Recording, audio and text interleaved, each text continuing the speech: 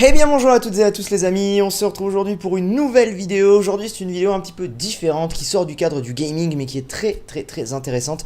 J'étais ce week-end au Geek Unchained 3, c'était une convention qui se passait à Mulhouse. C'était très sympa, il y avait beaucoup de monde d'ailleurs, un petit coucou à tous ceux qui sont venus, qui nous ont offert des cadeaux, qui ont été super gentils avec nous. C'était vraiment adorable. Je refais un point convention rapidement, pas de convention avant la rentrée en septembre. Je vous reparlerai de tout ça en temps et en heure bien évidemment. Aujourd'hui je reviens vers vous pour quelque chose de très différent. Durant cette convention, on a pu faire une conférence sur scène avec APR. Et en général, les conférences, c'est souvent des questions-réponses avec les gens, parfois avec un animateur. Et là, franchement, j'ai pu faire peut-être une dizaine de conférences dans ma vie. C'est probablement la conférence la plus intéressante que j'ai pu faire depuis le début, étant donné que on a pu aborder beaucoup de sujets, de thèmes en rapport avec YouTube, l'univers également de derrière, ce que vous ne voyez pas. On a parlé de pas mal de choses autour, les réseaux sociaux. Enfin, c'était vachement intéressant. Et par chance, cette conférence a été filmée. Et donc, c'était vraiment cool parce qu'au final, on ne savait pas vraiment. Et à la fin, on nous a dit, ouais, on est en live sur Facebook et tout. Est-ce que vous avez un petit mot à dire? Et du coup, je suis allé récupérer la conférence sur Facebook et je vous la propose. Alors, forcément, c'est une conférence. Donc, niveau son, c'est pas le top. Il y aura des moments où ce sera un petit peu sous-titré. Ce que je peux vous conseiller, puisque je l'ai écouté quand même avant pour voir si c'était audible, c'est audible. Par contre, si vous n'avez pas d'écouteurs ou de casque, ça le sera un peu moins. Donc, petit conseil, mettez-vous tranquillement avec un écouteur. Ça devrait passer beaucoup mieux. Voilà, mais en tout cas, c'est super intéressant. Je vous invite à écouter, à réagir un petit peu à tout ce qu'on a pu dire en commentaire. Et puis, si ce genre de choses vous plaît, je recommencerai à l'avenir. Voilà, merci beaucoup. Et on se dit à très vite pour de prochaines vidéos. Ciao. Et du coup, première caméra, premier matériel que vous avez utilisé pour la première vidéo? Un iPhone posé sur mon bureau pour filmer mon PC, parce que je ne savais pas qu'il existait des logiciels pour filmer son PC. Tu l'as fait comme ça? Ah oui. Moi non, je me suis servi de Google pour trouver Fraps, c'était Fraps à l'époque. Donc ça qui existait. Les amis, en général, les premières vidéos, moi je connais des gens qui en ont un peu honte. Alors moi je trouve au contraire c'est cool. C'est rigolo. On voit vraiment l'évolution. Moi j'avais déjà l'ordi tout ça, donc vu que je travaillais dans l'informatique avant. Ouais, donc voilà, classique. Après, on a découvert sur le tas comment faire du montage et tout. Au début, c'est vrai que il y a tout qui est fait en autodidacte. Ça simplifiait à côté, il n'y avait pas grand chose, mais on a appris sur le tas. C'est le côté qui est sympa aussi. Et du coup, vous vous souvenez de votre première vidéo? Ah oui. Là, oui. Moi, c'était une vidéo sur. Justement, je faisais des vidéos sur des jeux rétro. Et c'était sur la toute première version des jeux Pokémon. En fait. Donc tout simple. Et je pense que c'est aussi ce qui m'a permis petit à petit de bien me lancer, c'est que c'était un jeu qui parle à tout le monde, donc il n'y avait pas encore énormément, il y avait beaucoup moins de vidéos qu'aujourd'hui de youtubeurs en France. Et donc je pense que les gens peut-être intéressés plus facilement dessus, j'en sais rien. En tout cas, ça a parlé à pas mal de gens qui connaissaient ces jeux-là et qui ont regardé, et c'est comme ça que ça a démarré. Moi, ma toute première, c'était sur Minecraft, sans commentaire, sans rien, c'était une cinématique. J'ai refait le château de la Belle au Bois dormant. Et la toute première où j'ai parlé, c'est sur Minecraft aussi, c'était pour le LP, c'est le tout premier épisode. Donc pareil, l'idée c'est j'avais vu, en fait, après avec le temps, quand j'expliquais les choses, j'avais vu des Américains le faire et en France il y avait que Panta qui le faisait mais qui expliquait les bases du jeu et moi je voulais entrer plus en détail et ça démarre. Et alors, apparemment c'est la question, la rencontre entre vous deux? Oh, le coup de feu. C'était une soirée. Non, en fait, toi t'es apparu t'as commencé YouTube un peu avant moi. Ouais. Et après, quand on était tous les deux dans le domaine de Minecraft, on a été amenés sur des gros événements à se rencontrer. Ouais, voilà. Surtout, pour la première fois, on s'est rencontrés, c'était la Cité des Sables. C'était le premier gros événement avec plein de youtubeurs Minecraft différents.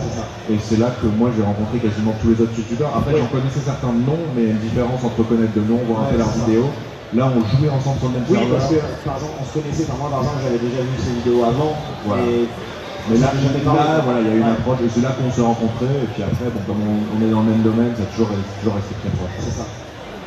Et IRL, la première fois qu'on s'est rencontrés, c'était... Je pense que c'est un événement d'Ubisoft. Très probablement. C'était, oui, je crois. Et alors au final, qu'est-ce qui a contribué vraiment à votre succès sur YouTube? Qu'est-ce qui vous a projeté vers la mer? Question piège. En fait, c'est marrant parce qu'on a parlé d'un truc un peu similaire entre nous avant-hier. On se disait, en fait, c'est vrai qu'à l'époque, on faisait nos vidéos, mais sans vraiment se dire est-ce que ça va plaire, est-ce que ça va pas plaire. En fait, on se contentait de faire nos vidéos, de jouer entre nous, de partager avec nos potes. Ça a marché. Et ça a marché comme ça. Donc en fait, je pense que c'est plein de trucs différents. Les gros événements qui nous ont réunis forcément, ça a pu faire des échanges de communauté, que des gens nous découvrent, mais je pense que c'est plus sur la de Minecraft. Voilà, mais je pense que c'est aussi sur la durée, les gens qui s'attachent à des personnalités, qui regardent, qui viennent pour se défendre, quoi, tout simplement. Ouais, ce qui est assez rigolo, c'est que j'en vois beaucoup qui viennent me voir, notamment en convention, qui me disent aujourd'hui qu'ils ont grandi un peu avec nous, qui aujourd'hui ont plutôt 18-19 ans et qui ont commencé à regarder, voilà, ils avaient 13-14 ans, donc c'est ce côté-là un peu. Ouais. Est-ce que vous avez un avis sur le fait que Twitch serait en train d'écraser un petit peu YouTube? Non, pas écraser, parce que alors, Twitch en fait est en train de grossir et exploser, tout comme l'a été YouTube il y a plusieurs années. Je pense que YouTube a explosé vraiment dans le gaming 2013-2014, puis à 2014. Oui, c'est là qu'on a eu l'explosion de Squeezie aussi, qui a vulgarisé beaucoup le gaming sur une communauté beaucoup plus large, voilà, plein de choses comme ça. Twitch c'est plus aujourd'hui, ça fait un an, on va dire que ça, un peu plus d'un an que ça commence à bien exploser.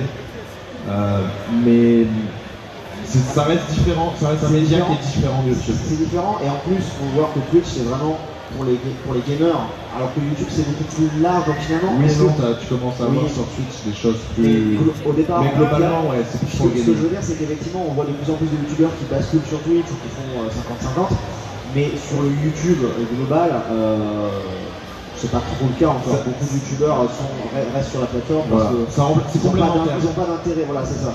C'est complémentaire. Et là où YouTube des fois essaye de rattraper son retard en stream par rapport à Twitch, ils ont du mal parce que Twitch est dedans depuis longtemps. Là où Twitch essaye de proposer des VOD, etc. Mais face à YouTube, ça marche pas. Ouais. Donc c'est un autre média et on peut faire des parallèles, mais ça reste différent. Chacun avec sa carrière. Une petite anecdote, un petit truc qui vous a vraiment marqué, que vous avez envie de raconter à vos fans? Il y aurait tellement de trucs. Je sais pas, t'as un truc toi? Je réfléchis, mais ouais, comme tu dis, il y a beaucoup de choses. Donc, en sortir un, j'essaie de réfléchir à un truc avec lui en fait, mais c'est compliqué. Si, moi il y a un truc que je peux raconter, c'est gentillet, mais c'est une petite anecdote. C'est qu'au début, avant qu'on se rencontre sur la CD Sable, il faut savoir que moi je l'aimais pas du tout. Parce que en fait, il faisait. Non, j'explique. Parce qu'en fait, tu faisais ce qui s'appelait une CTM, donc sur Minecraft, en fait, tu faisais une map sur Minecraft. Le but c'était de pas mourir. Et il le faisait, et il faisait la même map que nous on faisait avec Sauf que moi je le faisais bien. Et lui en fait, il gérait, et nous on mourait tout le temps, et du coup dans les commentaires c'était toujours ouais bah elle est bien, et du coup nous on en avait marre de voir ton noir apparaître et tout, donc on en avait marre, mais non sinon une anecdote comme ça, je sais pas. Ce qui nous a marqué, c'est sûr un peu. Ouais, moi je dirais globalement les débuts en fait. Enfin les débuts c'était tellement. Enfin mes débuts en tout cas c'était. Sans se prendre la tête, voilà, le téléphone et tout, et à l'époque ça choquait pas, et je sais pas pour toi, mais moi j'ai jamais reçu autant de messages que par exemple dans ma première année YouTube, de gens qui me disaient ah c'est cool ce que tu fais, je me suis lancé aussi. Parce qu'à l'époque c'était beaucoup moins. Tu vois, aujourd'hui il y a beaucoup plus de gens qui ont une chaîne. Ouais. Et à l'époque c'était moins le cas, et j'ai l'impression, enfin je sais pas, je recevais plus de messages comme ça, tu vois, c'était vraiment la découverte du différent. Tu vois.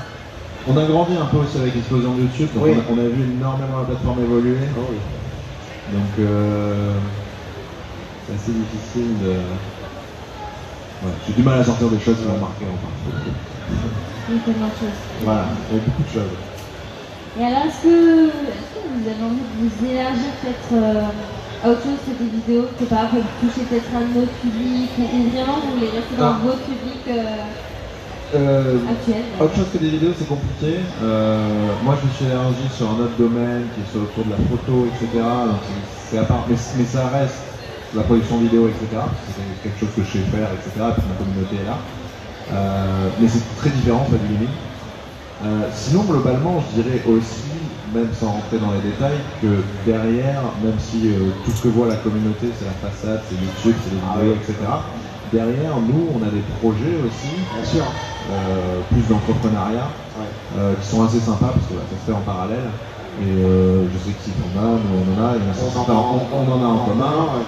Donc voilà, ça élargit un peu nos domaines de compétences et ce qu'on fait, et ça nous permet de faire des choses qui ne sont pas forcément exposées au public, donc c'est sympa aussi. En fait, quand tu disais les choses qui nous a marqué le plus sur YouTube, globalement, ce que j'en retirais le plus avec le temps, c'est toutes les rencontres faites. Oui, ça va. Avec des personnes de toute origine, des personnes vraiment différentes, de domaines différents, etc. Et la partie la plus enrichissante, c'est toutes les rencontres qu'on a pu faire, clairement. Voilà. Et ces rencontres nous ont permis aujourd'hui de petit à petit développer des choses, etc. Alors, quand vous avez commencé, est-ce que vous avez eu un modèle? Vraiment quelqu'un qui vous êtes un peu référé pour moi, oui. Vos débuts? T'as le droit de dire moi, c'est pas grave. Moi, oui, c'est un modèle, c'était un Canadien qui fait toujours des vidéos, c'est Ito, ceux qui connaissent. On m'a souvent comparé à lui parce qu'effectivement, j'avais une façon d'aborder le jeu qui est assez similaire et moi je regardais beaucoup de ses vidéos, donc forcément il y a de l'inspiration. Mais voilà, ouais, c'est surtout lui. Après, bon, on avait tous Panta d'une certaine façon, qui était un peu le papa de Minecraft. Voilà. Mais ouais, globalement, c'est ça. Ouais, moi, j'ai pas eu beaucoup de modèles français. Moi, c'était un américain qui faisait aussi pareil des vidéos sur plein de jeux. Et c'était un truc que je voyais pas forcément en France parce qu'à l'époque, quand moi j'ai démarré, c'était la période Call of Duty surtout. Mais il y avait moins, en tout cas, c'était moins connu, vraiment faire un jeu de A à Z, un let's play. Et ça se faisait plus aux États-Unis et j'étais tombé là-dessus, c'est ça qui m'avait donné envie en fait. Mais après, bah voilà, les historiques, Panta, Bob, WX9 d'une certaine façon. WX9 d'une certaine façon, Discord, tous ceux qui étaient là avant nous en fait. Ah oui, Discord, ouais. Exact, bah, bien sûr. Voilà. Moi, c'était toutes les questions que j'avais à vous poser. Ouais. Je pense que vu tout le public qu'on a, on va commencer par les questions publiques parce que je pense qu'il va y en avoir. Bon bah déjà, bonjour. Bonjour. Salut. Coucou. Ma question est, souvent quand on dit à nos parents qu'on aimerait être youtubeur, bah leur réponse est toujours ouais, tu gagneras jamais ta vie. Voilà. Après, ça dépend aussi du côté qu'on va faire. Et moi, bah, j'aimerais bien savoir qui peut vraiment pousser les gens. Parce que de mon côté, pour l'instant, ce que j'arrive à faire qui est bien, c'est la musique. Alors, ouais, c'est complexe. Tu peux pas dire je veux être youtubeur en fait. C'est ça, exactement. Aujourd'hui ça n'existe pas. Il faut, comment dire, tu peux dire j'ai envie de créer des vidéos et voilà. Alors en plus c'est sur le domaine de la musique. Alors le domaine de la musique c'est compliqué parce qu'il y a tous ces soucis de droit, etc. Donc c'est assez complexe. Mais j'en connais certains qui font, voilà, ils partagent leur passion. Ça peut être des tutos, ça peut être tout ce que tu veux. Mais l'idée de base c'est de te dire je fais mes vidéos, ça me plaît de le faire. Je partage ma passion d'une certaine façon et je le fais comme un hobby. Nous on a commencé, c'est un hobby. Moi j'ai commencé, je travaillais. Moi j'étais en études. Très nombreux, ils sont très nombreux à avoir commencé quand ils étaient encore en études. Moi je travaillais déjà et c'était le soir ou le week-end, j'avais envie de tourner une vidéo pendant que je jouais sur ma craft, sur mon temps libre, je le faisais, etc. Au bout d'un moment, au bout d'un an, je me suis posé la question parce que à ce moment-là, ça avait bien marché et la question se posait de est-ce qu'on peut en faire un métier. Mais tu peux pas de base partir du principe, il n'y a pas en fait, il n'y a pas, c'est pas comme, si on fait pareil simple, c'est pas comme devenir un acteur, devenir un musicien, etc. Un musicien, tu vas suivre des cours, etc. Tu peux vraiment en faire ton métier. Après, est-ce que tu deviendras un musicien connu ou pas, ça c'est autre chose. Mais tu peux en faire ton métier. Le youtubeur, le seul moyen d'en faire son métier, c'est d'être connu. Donc voilà. Et je dirais même aussi, il y a aussi autre chose, c'est que tu peux faire les meilleures vidéos du monde. Tu peux t'investir à 100% dedans, c'est même pas dit malgré ça que ça va marcher parce qu'aujourd'hui il y a tellement de gens qui sont sur la plateforme que c'est très complexe. Déjà simplement pour des youtubeurs comme nous, des fois on se pose la question de est-ce que là ça va continuer avec YouTube et machin, on essaie quand même de prévoir. Donc c'est vrai qu'aujourd'hui se lancer, c'est possible, hein. Il y a des exemples de youtubeurs qui ont explosé ces derniers mois, mais il faut partir du principe que tu veux en faire ton métier absolument. Après ça marche, c'est cool. Hein, mais ce que je veux dire typiquement, par exemple des youtubeurs qui ont explosé ces derniers mois, je sais pas si vous regardez, mais par exemple Mike et Carlito, c'est sûr que c'est une belle réussite, mais Mike et Carlito c'est une chaîne sur 10 000. Ce que je veux dire c'est ça. Donc tu vas en avoir qui vont sortir du lot, mais au milieu tu auras forcément des gens qui malgré toute la bonne volonté du monde, ne pourront pas en sortir. Quoi. Donc, pour plein de raisons, pas parce que le contenu est mauvais, mais parce que peut-être que malheureusement ça ne suit pas forcément la tendance actuelle, le mode de consommation actuelle, et du coup les gens vont moins tomber sur la vidéo au départ, ce genre de choses. Et ça peut être des effets de mode aussi. C'est ça. Le meilleur exemple que j'ai, c'est Dr Nozman, je crois, qui pendant très longtemps a fait des vidéos qui n'étaient pas forcément prévues, et puis d'un coup il a explosé. C'est ça. Sans changer sa recette, sans changer la façon de faire. C'est juste qu'à un moment, le public cherchait ce genre de vidéo et ça marchait. Et ça voilà. Voilà parce qu'on a même fait pour la question. Et juste petit message global, parce que moi je l'ai souvent, je pense que aussi, souvent j'ai des jeunes qui me disent plus tard je voudrais être youtubeur, effectivement, comme je réponds, déjà faites vos études, passez votre bac, et faites tout ce que vous avez, et si un jour vous avez la chance de, comme Émeric ou moi, de pouvoir basculer, oui, mais n'ayez pas en tête comme objectif à sacrifier le reste, ça c'est une grosse erreur. Sinon on citera pas, mais moi je connais des gens qui ont tout sacrifié, qui ont tout arrêté pour devenir youtubeur, et qui aujourd'hui, malheureusement, n'en vivent plus. Alors ils peuvent rebondir, il y a des contacts, etc. Mais c'est un énorme risque, il faut surtout pas faire ça. Je pense que la meilleure question à se poser, c'est quand tu te dis, pour tous ceux qui se disent et qui sont jeunes, genre je veux être youtubeur, de savoir qu'est-ce que tu veux faire comme genre de vidéo. Ça peut être, comme tu dis, des vidéos de la musique, ça peut être du gaming, etc. Et de dire, si j'ai envie de faire ça, c'est que c'est un domaine que j'aime bien, donc peut-être que je peux essayer de me professionnaliser dans ce domaine sans que je sois sur YouTube. Du gaming, ça peut être travailler dans tout ce qui est développement de jeux vidéo, voilà, il y a plein de métiers qui tournent autour de ça. La musique, ça peut être ça peut être autre chose, t'as peut-être envie de faire du théâtre pour devenir acteur. Tu peux, par exemple, je prends l'exemple de Souls. Ouais. Lui, ce qui lui plaisait, c'est faire du montage, tout ce qui est au cinéma, de la réalisation. Donc lui, maintenant, il a fait une école de cinéma. Et en parallèle, faire du YouTube parce que t'aimes ça. Mais les réelles questions à se poser, c'est ça, c'est pourquoi tu veux le faire. Parce que tu as envie de partager tel domaine, et c'est peut-être ce domaine-là qui t'intéresse en fait, juste la question. Ouais. Une réponse bien complète, je pense. Quels sont vos projets pour l'avenir après YouTube? Après YouTube Pourquoi après YouTube? C'est une question qui revient souvent. Alors oui, il y aura un après YouTube, mais aujourd'hui, on est dans YouTube. Donc, comment dire, on a des projets à côté.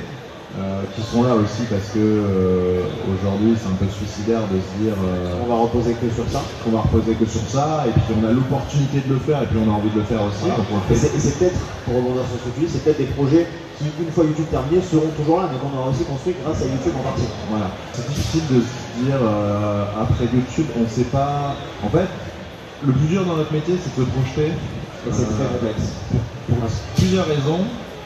Parce que les choses évoluent extrêmement vite, on est dépendant d'une plateforme, on ne sait pas trop ce que ça va devenir, demain il peut y avoir un concurrent XY qui arrive, les envies des gens peuvent changer, parce qu'on est très dépendant de ça. Donc aujourd'hui se projeter, on arrive à se projeter, quand c'est 6 mois c'est bien. Ouais. Donc on raisonne pas trop là-dessus, quand on raisonne sur le futur c'est plus sur les projets annexes. Ouais. Moi je dirais que demain, si j'arrête YouTube, c'est soit parce que ça ne marche plus, ça peut arriver. Soit ça peut être comme Fanta, un ras-le-bol, parce que t'as plus envie de faire ça, parce que mine de rien, il y a certaines fois t'as envie d'arrêter. Oh oui, je comprends totalement Fanta là-dessus. Donc c'est difficile à dire, peut-être que moi dans 6 mois, j'en aurais complètement marre, tout comme à une période, j'en avais marre de faire du Minecraft, donc j'ai arrêté d'en faire.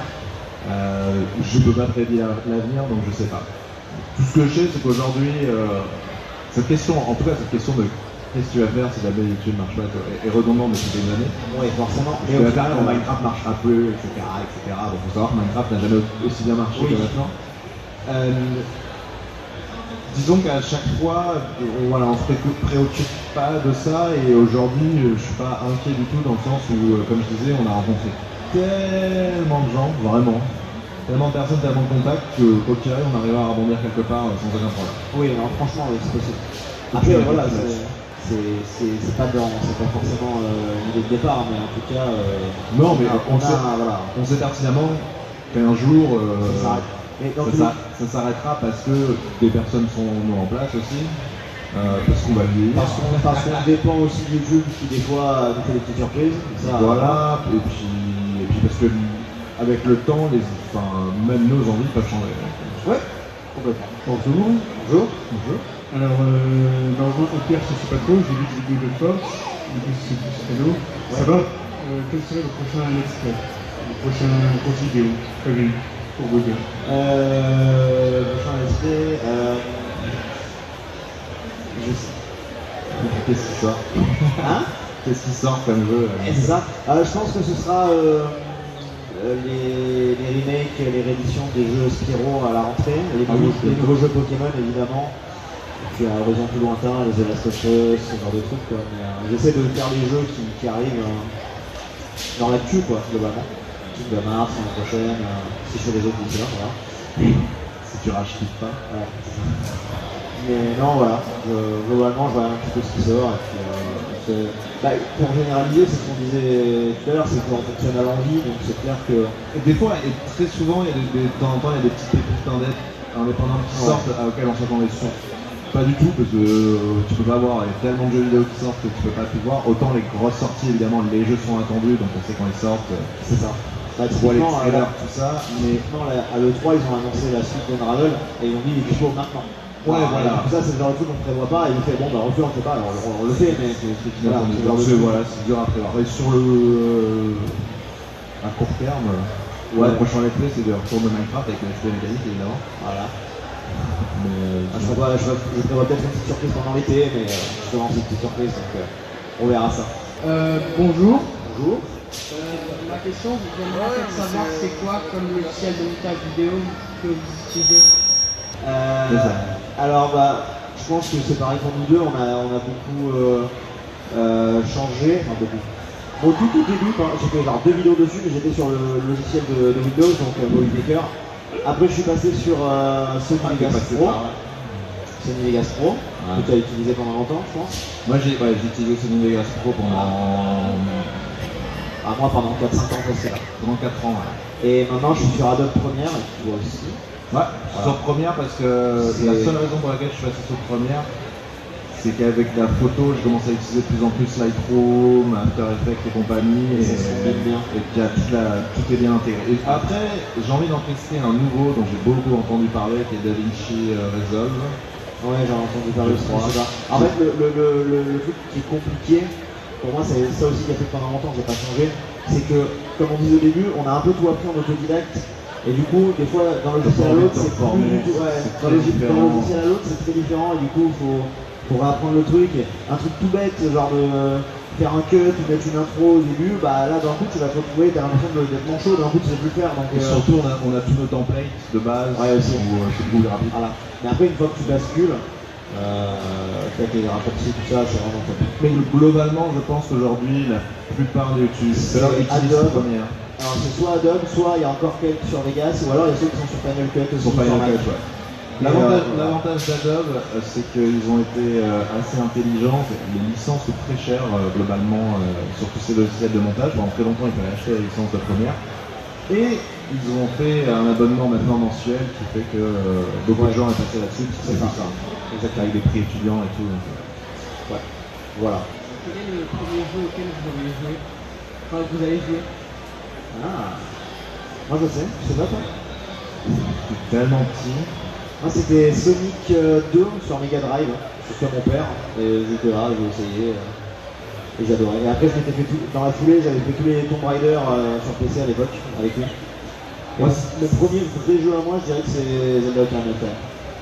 Ou Pokémon peut-être, je sais pas, un des deux. Moi ça remonte à avant ça doit être sur Atari. Je jouais à du Duck and Hunt, je jouais à quoi d'autre? C'était sur Atari, j'étais petit, donc ça remonte. Le premier vrai jeu, après il y a eu les jeux Mega Drive aussi, Aladdin, Sonic, ce genre de choses. Le premier jeu que j'ai bien fumé en allant bien à fond, c'était Civilization 2. Voilà, c'est le premier jeu auquel... Voilà. Déjà jeu de Civilization? Ouais, Civilization 2, j'avais quoi? J'avais 9 ans. Ah oui, ok, ça va. J'avais 8-9 ans et je passais tout mon temps là-dessus. Ouais. Okay. Après, je me faisais gronder. Bonjour. Bonjour. Allô? Déjà, j'aurais aimé savoir quelle aurait été la vidéo que vous avez fait tous les deux, que vous avez le plus aimé faire. Bah, ça va être vite vu, je pense. Et si vous comptez en refaire d'autres ensemble, ou avec d'autres youtubeurs. Celle où on s'est plus marré est assez récente avec les pâtes, évidemment. Ouais, c'était rigolo parce que c'est quelque chose que moi que j'ai pas l'habitude de faire. On était dans un studio cuisine. Voilà, c'est assez rigolo, c'était beaucoup d'impro et tout. C'était beaucoup de second degré et les gens l'ont compris en plus. Et c'était très drôle parce qu'on a pu se lâcher, faire plein de conneries alors que d'habitude on aurait dit ça dans une vidéo, ça peut être ouais, non, voilà, on s'est pas... on s'est éclaté là-dessus et les gens ont bien aimé. Et on aurait fait souvent la suite. Souvent faire d'autres choses. On en avait parlé et on s'est dit qu'on réfléchirait avec des idées. Avec vos pattes à vous, là, comment tu dis? Les cheveux. Spetzel? Comme ça qu'on dit? Spetzel. Voilà. Les spécialistes. Voilà. On en fera une spéciale alsacienne. C'est ça. Voilà. Et c'était quoi la deuxième partie? C'est avec d'autres youtubeurs hein, qu'on a le plus aimé faire. Waouh. Je pense pas que j'en aurais une en particulier. Je dirais peut-être tous les tournages, les FK, les KTP, les trucs comme ça, les soirs entre potes. Un truc que moi qui à part, que j'avais bien aimé faire, c'est quand on avait fait, bon ceux qui s'en souviennent, ça doit dater il y a 3 ans, on avait fait Legend of Gaming avec... c'était vraiment une grosse production, avec il y avait Vodka, il y avait Zerator, il y avait Domingo... Vous avez vraiment, mais j'étais pas venu, je me rappelle. Non, j'étais pas venu, toi t'étais pas, et Nems aussi, je crois. Ouais. Enfin bon, et ça a été super rigolo parce qu'on avait passé 2 jours en fait dans un studio de tournage, des grosses journées et tout. Mais il y avait Prime, 2 jours ensemble à jouer aux jeux vidéo, on se connaissait pas à la base, donc c'était le petit groupe et après voilà, c'était vraiment sympa à faire.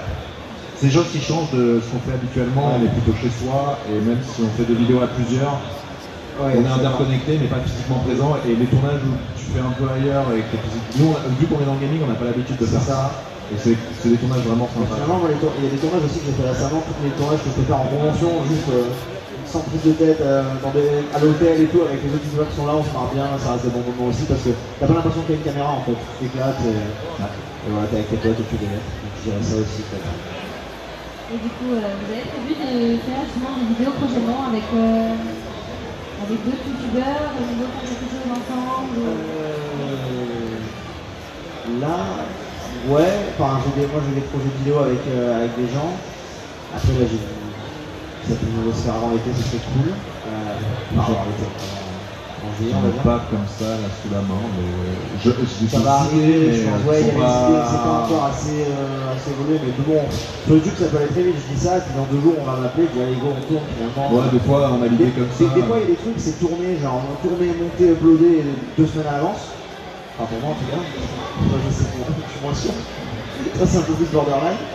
Mais des fois il y a des trucs, bam, ça va se faire et sortir le jour même quoi, donc quasiment. Des fois les idées viennent d'un coup parce qu'on a vu un autre truc, on avait pensé à ça, donc ça arrive, voilà. Je voudrais savoir comment vous avez réagi quand Quentin a arrêté YouTube. J'ai pleuré sur ma couette. Non, vraiment, en plus j'ai eu une petite larme parce que j'étais triste. Parce qu'on avait, enfin moi pour mon cas, déjà c'est quelqu'un que j'aimais beaucoup déjà sur YouTube évidemment, mais c'était quelqu'un qui était adorable. Vraiment.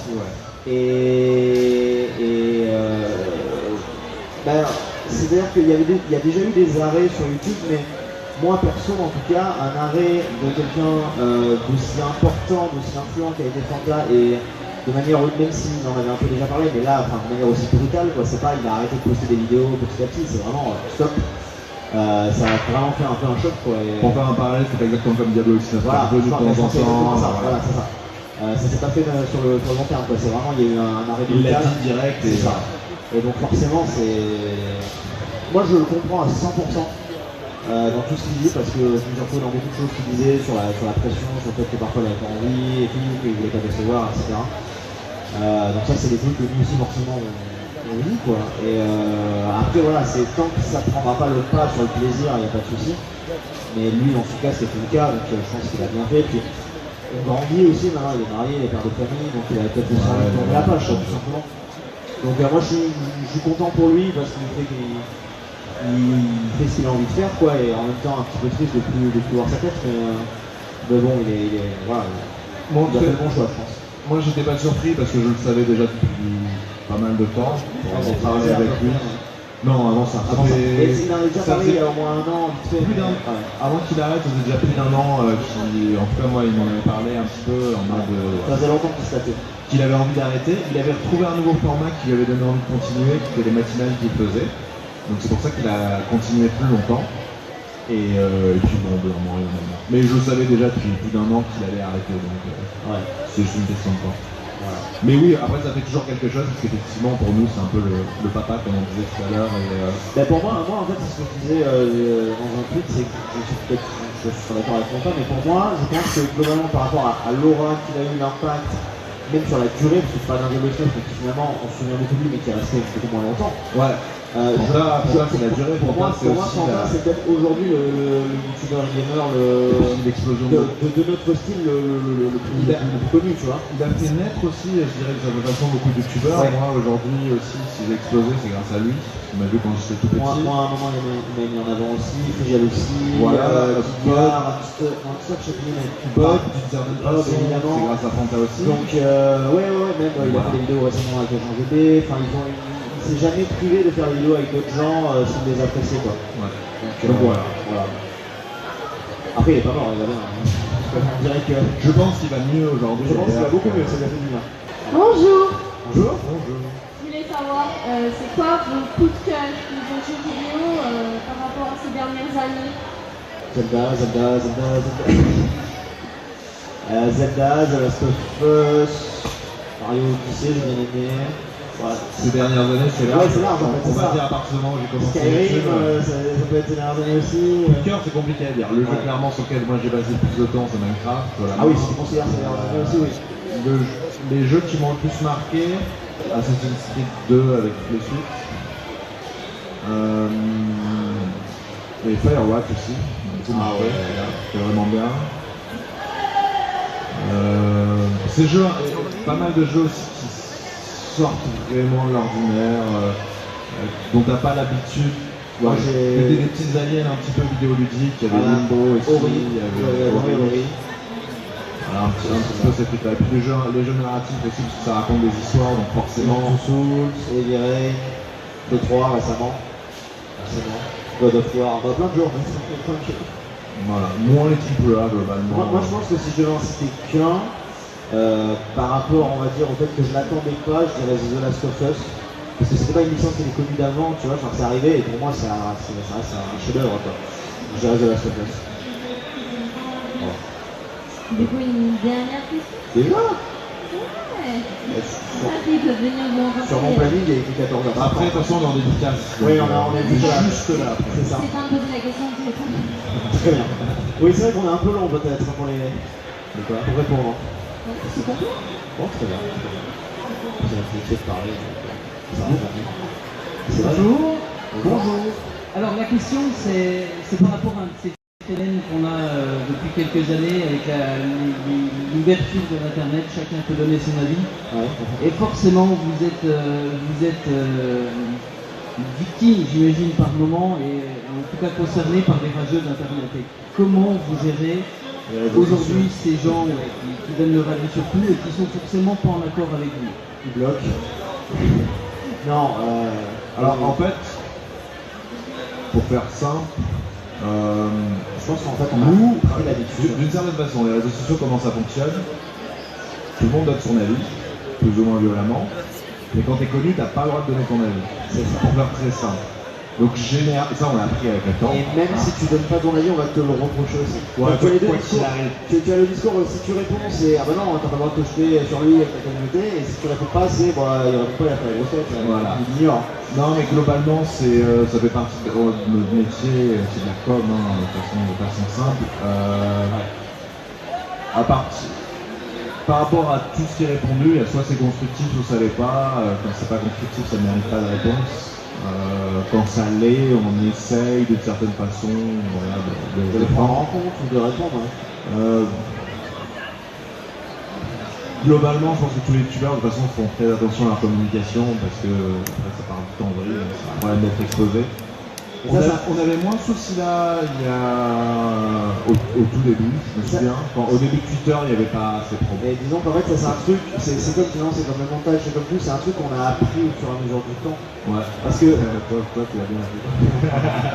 Mais parce que. Non, mais c'est vrai, mais parce que tu. Vidéo où je suis pas content. Non, mais même au-delà de ça, ouais, mais ça encore, c'est à la limite, c'est un minimum mesuré paradoxalement. Mais des fois, tu te rends pas forcément compte quand tu vas mettre un tweet ou quoi, et ça peut vite partir en brouille, mais globalement, ça va te déformer ou quoi. Et c'est vrai que c'est des choses que tu apprends sur le tas parce que tu t'attends pas forcément au début à ce que c'est cette répercussion-là. Donc, au fur et à mesure du temps, moi perso, j'ai appris à prendre sur moi et à ignorer plus. Voilà. Mais globalement, on a appris à développer un petit peu cette barrière. C'est ça. Barrière émotionnelle d'une certaine façon. Parce que c'est dur au début, mine de rien. Parce qu'au début, en fait, je veux dire, t'es là, tu vas en cours, au boulot et tout, ça t'arrive d'avoir des accrochages, mais globalement t'es jamais confronté à d'un coup tu vas avoir 40 mecs qui vont arriver devant toi et te cracher dessus, quoi, ça n'arrive jamais. Donc c'est vrai que quand d'un coup tu prends ça, même sur internet, moi dans mon cas j'étais là, mais pourquoi en fait, Ouais, là, donc, après tu apprends et tu te dis bah c'est comme ça. Et puis, mais voilà, globalement on a cette barrière émotionnelle, même si parfois, parce que c'est un enchaînement de trucs, ça peut te toucher. Parfois ça peut arriver encore de péter des fois, mais ça reste peu rare quoi. Faut éteindre l'ordinateur dans ce cas-là, éteindre internet et puis relaxer un petit peu et ça va venir après. Ça fait partie d'un des trucs qui est compliqué, c'est vrai qu'on en a pas parlé quand on parle de YouTube en général. Ça fait partie d'un des trucs qui est compliqué, qui pour moi était compliqué en tout cas, c'est savoir s'arrêter à un moment, savoir faire stop, parce qu'en fait on a la chance de faire un truc qu'on adore, mais du coup ça s'arrête jamais. C'est sur ton PC, après tu vas aller dans la télé, mais tu vas regarder Twitter, mais tu t'arrêtes jamais quoi. Et au fur et à mesure, en fait, moi au fur et à mesure des mois et des années, j'ai appris vraiment à un moment dire bon allez, là tu coupes. Voilà, dans les mois prochains je pars une semaine en vacances et je vais prévoir mon contenu. Et après pendant une semaine je n'allume pas YouTube quoi, je regarde pas, je suis sûr des fois t'as envie de checker quand même. T'as envie, mais voilà quoi, ça fait du bien aussi des fois de vraiment juste retrouver l'essentiel quoi. Et la différence aussi c'est que maintenant par rapport à nos débuts, on a certaines personnes qui s'occupent de choses pour nous. Oui. Et on sait que parfois tu peux partir sereinement. S'il y a un problème, ils t'appellent et tu décroches parce que tu sais que là tu sais qu'il y a un truc. Tu sais qu'il y a un truc, quand tu m'es arrivé l'autre jour par exemple, c'est bien parce qu'on sait que voilà. C'est pas grave si on coupe le truc, s'il y a un problème, de toute façon ça sera vu et on aura l'info. Voilà, question. Allez, Ignace. Allez, encore une Allez, question. une dernière. Mais une bière, attention.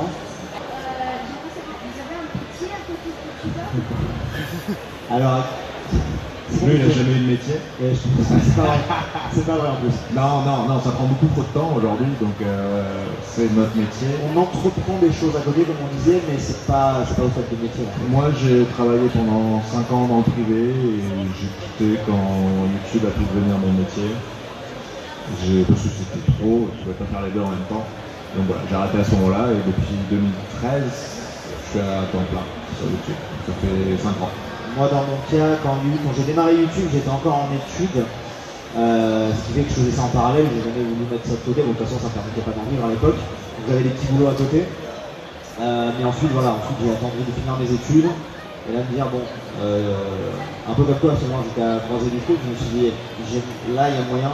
Est-ce que je me lance vraiment ou pas, j'ai la possibilité de faire un truc à part. Et je me suis lancé, ça fait 8 ans, donc là bon, ça marche plutôt bien pour l'instant. Voilà. Mais globalement, tous les gros youtubeurs, de toute façon, c'est leur métier. Oui, aujourd'hui, oui. Il y a quelques exceptions de youtubeurs qui sont assez gros, mais qui produisent une vidéo par mois ou ce genre de choses. Ouais, Absol, je pense à Absol. Qui ont un autre métier à côté, effectivement, parce que ça leur prend du temps, mais c'est encore dans le raisonnable, et je pense pas qu'ils pourraient en vivre. Il y a d'autres gros youtubeurs qui ont vraiment un métier à côté, c'est de voir la métier, mais... Pour te dire à quel point aujourd'hui je pense que vraiment ceux qui sont vraiment... Oui, voilà, mais on va dire les principaux, ceux qui sont vraiment installés, ils font ça à temps plein. Ils ont peut-être d'autres projets à côté, mais je sais pas, par exemple, je pense éventuellement à... Est-ce qu'on peut dire par exemple que Vodka avec sa marque, ça lui prend beaucoup de temps, est-ce que c'est vraiment un mec... Non, parce qu'il a développé un vrai avec YouTube, voilà. ça fait partie des choses que tu développes à côté, mais vraiment un truc qui n'a rien à voir, et que c'est pas YouTube qui t'a permis d'en arriver là. Surtout que t'avais avant, quoi. Ouais, ou que t'avais avant. Je vois Absol, comme ça dans ma tête. Ouais. Après, on connaît pas tous les youtubeurs. Bien sûr. Voilà. Et alors, du coup, on est en live. Ah bon? Facebook, là. Ouais. Est-ce que vous avez quelque chose à dire du coup, à vos fans qui vous regardent sûrement sur notre page et sinon on va peut-être là. On va défendre les réseaux sociaux. Non. Merci d'avoir regardé. Bah voilà. Laissez un pouce bleu. Non, c'est pas sur Facebook. Non, attends, sur Facebook c'est quoi? C'est un pouce? Clique sur j'aime. c'est des pouces. Clique sur j'aime.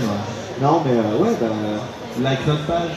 Non, en vrai, c'est ça. En vrai, on rigole, mais c'est vachement important pour la communication, comme tu disais, d'être présent sur un peu tous les réseaux. Facebook en fait partie. Aujourd'hui, notre réseau social pour tous les youtubeurs le plus privilégié, ça reste Twitter, parce que c'est simple. Et encore facile de que, communiquer. comme je te disais hier, moi je suis de plus en plus sur Instagram et j'ai l'impression que même je suis de plus en plus. Oui, mais oui, c'est différent. tu communiques pas de la même C'est pas la même façon. façon. Oui, mais aujourd'hui avec les stories, tu peux te prévenir très vite. Tu vois, ça revient un tweet finalement. Ouais, mais tu t'as C'est pas pas les pareil. échanges que t'as sur Twitter entre les youtubeurs.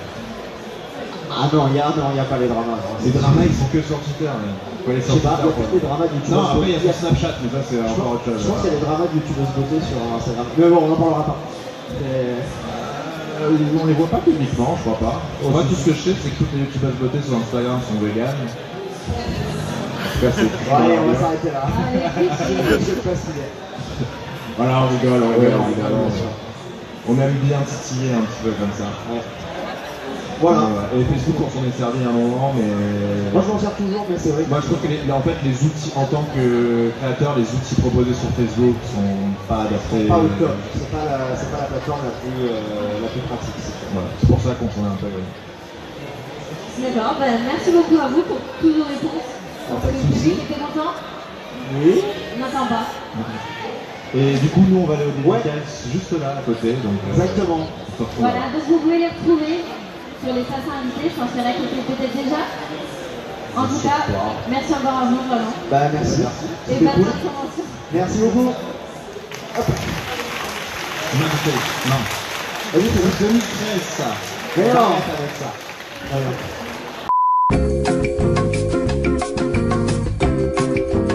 Beaucoup de sujets, de thèmes qui font...